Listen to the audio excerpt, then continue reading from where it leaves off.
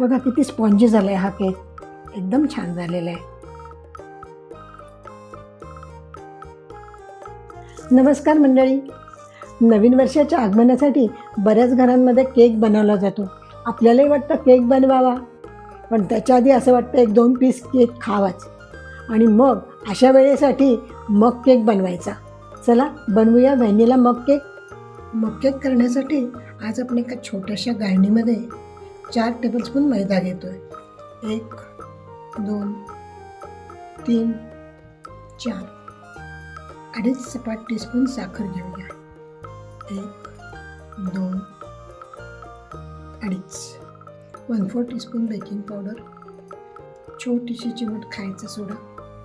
हे सगळं आपण चाळून घेऊया. पुष्कळ वेळेला मगमध्येच एकत्र केलं जातं, पण त्याच्यापेक्षा असं जर तुम्ही चाळलात तर त्याच्यामध्ये हवा भरते आणि केक जास्त फ्लफी होतो.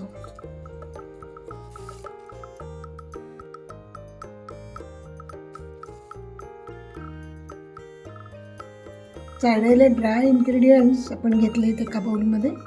आता दुसऱ्या बाउलमध्ये वेट इन्ग्रेडियंट्स एकत्र करूया.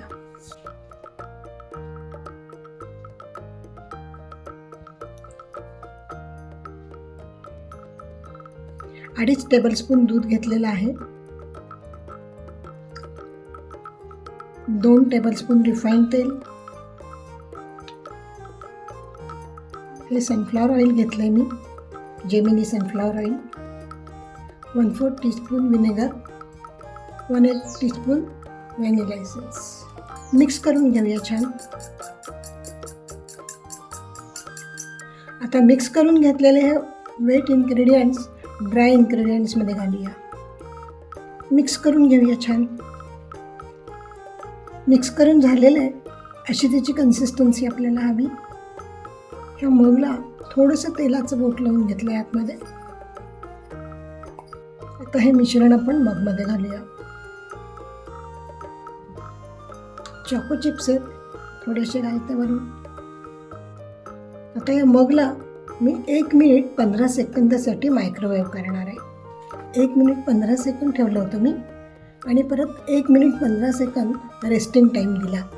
बघा किती मस्त स्पॉन्जी झाला आहे केक. असा आपला व्हॅनिला मग केक तयार आहे. गरमागरम मग केक आणि त्याच्याबरोबर वाफाळती अशी कॉफी किंवा चहा, त्याची मजा काही औरच. तर तुम्ही करून बघा, कॉमेंट करा, सबस्क्राईब फॉलो करायला विसरू नका. घरचं खाणं हेची आरोग्याचं लेणं.